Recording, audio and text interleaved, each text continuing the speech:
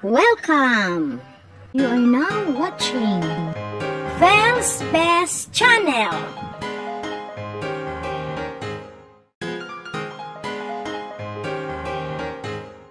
Noong unang panahon ay may isang magandang dalaga mula sa malayong bayan ng Tarlac.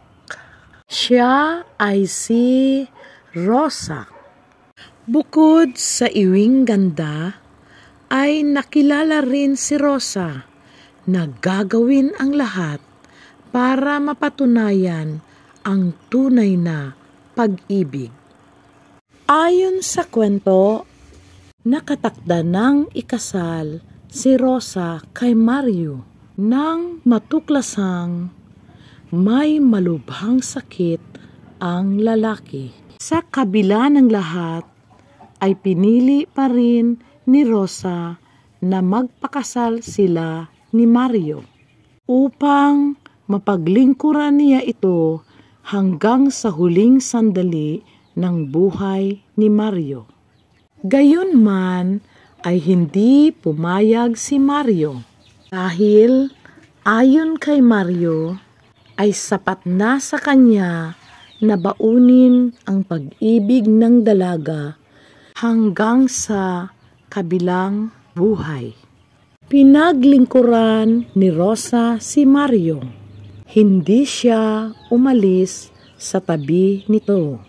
Ang ngiti ng dalaga ang kanyang nasisilayan sa pagmulat ng mata at ang ngiti nito rin ang baon niya sa pagtulog. Ang ngiti rin ni Rosa ang huling bagay na nasilayan ni Mario bago ito nawala ng hininga. Ang ngiti ni Rosa ay hindi napawi kahit nang ilibing si Mario at kahit nang dinalaw nito ang puntod at pinagyayaman. Nang tanungin si Rosa kung bakit hindi nawala ang ngiti sa kanyang mga labi, ito ang kanyang sabi, "Alam ko kung nasaan man si Mario, ako lang ang babaeng kanyang minahal. At alam ko rin na maghihintay siya sa akin para magkasama kami na hindi na maghihiwalay pa." Naging inspirasyon ng iba ang ipinakitang lalim ng katapatan at pagmamahal ni Rosa sa kanyang katipan.